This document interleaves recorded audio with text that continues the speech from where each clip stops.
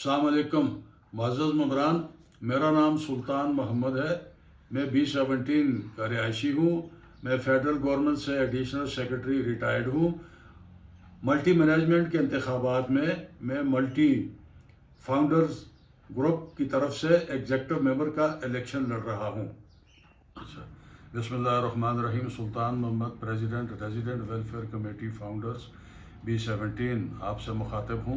ये ज़रूरी समझा कि आप लोगों के दिलों में ये बात लाई जाए कि रेजिडेंट वेलफेयर कमेटी फाउंडर्स के मुतालिक सच क्या है और झूठ क्या है।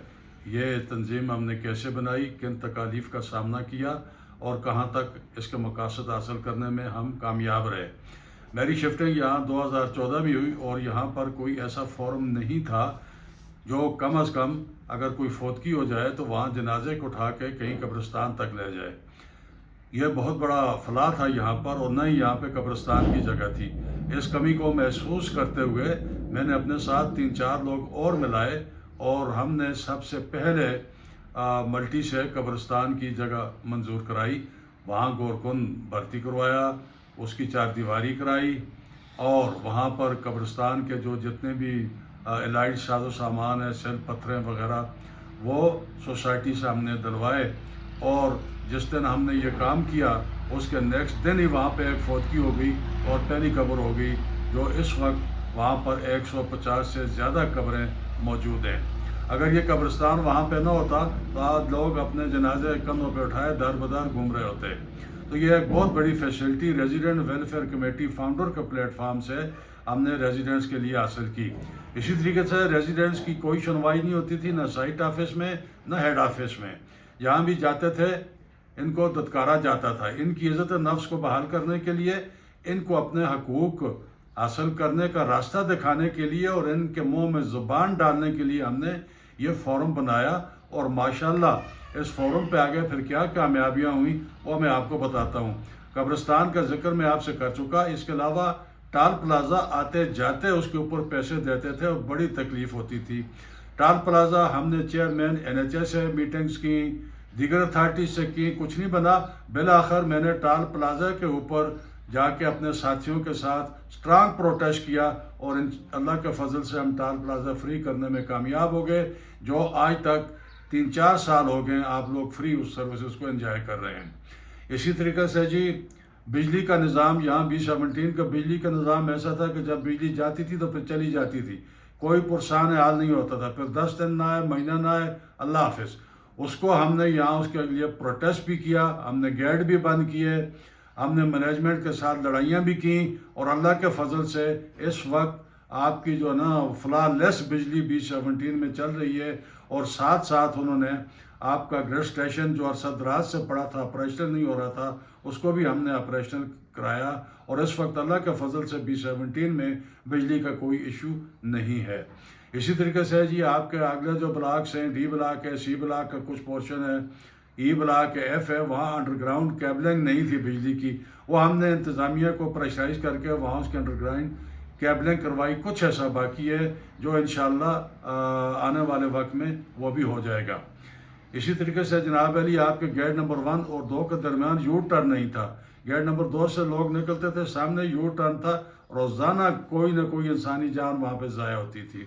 इसके लिए हमने जनाब अली मोटरवे पुलिस की मिन्नत समाजत की, NHA की मिन्नत समाजत की और अल्लाह के फजल से हमने जनाब अली 62 लाख की कसीर रकम से NHA से खर्च करवा के ये आपका state of the art U turn बनवाया, जिसको आज आप सारे लोग फ़ख्र के साथ इस्तेमाल कर रहे हैं। इसका क्रेडिट जो भी लेना चाहे उसकी मर्ज़ी, बट ये तमाम कारनामे ये हैं, ये रेजिडेंट वेलफेयर कमेटी फाउंडर्स के हैं। इसी तरीके से आपका ये जो हॉस्पिटल है मल्टी का, इसके ऊपर एक कब्ज़ा ग्रोह बैठा हुआ था और वो बस कब्ज़ा ग्रोह था। अल्लाह के फजल से उस कब्ज़ा ग्रोह से इसको हमने आज़ाद कराया और आज जैसी भी आपके सामने आपकी हॉस्पिटल मौजूद है। एम्बुलेंस सर्विस यहाँ पे एक छोटा सा कैरी डब्बा हुआ करता था जिसको स्टाफ सारा दिन ईंटें और गोबर इस्तेमाल करने के लिए यूज़ करता था। उसको हमने state of the art ambulance से तब्दील कराया। एम्बुलेंस आपके सामने है, उसको आप इस्तेमाल कर रहे हैं। ये तमाम रेजिडेंट वेलफेयर कमेटी फाउंडर्स की काविशों से ही मुमकिन हुआ है। کچھ عرصہ پہلے آپ کو یاد ہوگا کہ اے بلاک کے پیچھے اسلام آباد کا گاربیج اسٹیشن جو ہے وہ منظور ہو گیا تھا اور اس کے اوپر کام ہونے والا تھا. ہم نے انتظامیہ کے ساتھ مل کے اسٹرانگ پروٹیسٹ کیا کنونشن سینٹر اسلام آباد میں جا کے, اور اس ڈمپنگ اسٹیشن کو ہم نے یہاں سے ختم کروایا, ورنہ آج نہ B-17 ہوتا, نہ آپ ہوتے, نہ ہم ہوتے, نہ ہمارے بلاک ہوتے. اسفالٹ پلانٹ اے بلاک کے پیچھے 6 فیکٹریاں تھیں جو ربڑ کے ٹائر بھی جلاتی تھیں, اسفالٹ بھی بناتی تھیں. اللہ نے کرم کیا, مینجمنٹ نے ہمارا ساتھ دیا.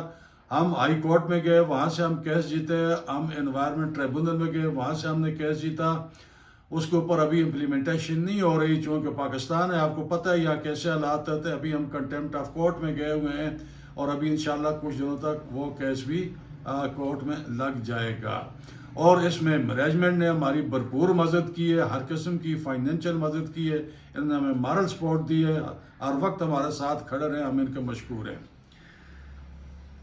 اس وقت 6 میں سے 4 پلانٹ جو ہے بند ہو چکے ہیں, 2 چلتے ہیں, کبھی چلتے ہیں کبھی نہیں چلتے, بٹ پرابلم ادھر ہی ہے.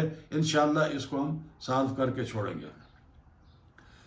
یہاں گورنمنٹ اسکولوں کی وہ نہیں ہے تو ہم نے سوسائٹی سے جو آلریڈی سوسائٹی 2 پلاٹ, ایک اے بلاک میں ایک بی میں گرلز اسکول اور بوائز اسکول کے لیے وہ وقف کر چکی تھی, وہ ہم نے ان سے فیڈرل ڈائریکٹریٹ آف ایجوکیشن کے نام پہ ٹرانسفر کروائے.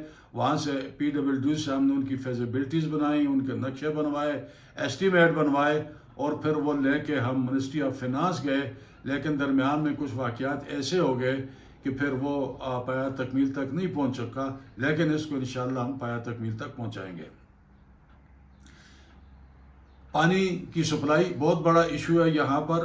آپ کا B بلاک کا کچھ پورشن ہے, C1 ہے, اور E اور F بلاک میں پانی کی بہت زیادہ تکالیف ہے. وقتی طور کے اوپر ہم نے مینجمنٹ کے ساتھ مل کے اپنے ریزیڈنٹس کا کوٹا مقرر کیا ہوا ہے, ان کے دن مقرر کیے ہوئے ہیں, اور ان دنوں کے اوپر بغیر کال کیے ہوئے, بغیر کسی سفارش کے ان کو 1 یا 2 ٹینکر باقاعدگی کے ساتھ ان کے واٹر ٹینکس میں ڈالے جاتے ہیں. لیکن یہ پرمنٹ سولوشن نہیں ہے. پرمنٹ سولوشن ہے اس کا واٹر سپلائی, اور واٹر سپلائی انشاءاللہ اس کی لائنیں C بلاک میں بچ چکی ہیں, باقی بچ رہی تھیں کہ آگے یہ مینجمنٹ کمیٹی ڈیزالو ہو گئی. تو انشاءاللہ اب آنے والے دنوں میں ہم تمام B بلاک میں, اپنا C بلاک میں, C1 میں, E میں, F میں, جہاں جہاں پانی کی ضرورت ہے وہاں یہ لائنیں بچھا کے تو گھر گھر انشاءاللہ ہم پانی پہنچائیں گے. سڑکوں کی حالت بھی ناگفتہ بہ تھی, مین روڈز کی, گلیوں کی, وہ اللہ کے فضل سے پچھلے سال, اس سے پچھلے سال ہم نے تقریباً 60-70% جو ہیں وہ مینجمنٹ سے کارپیٹ کروا لی ہیں, اور باقی بھی انشاءاللہ آنے والے ٹرن اوور میں ان سے کروا لیں گے.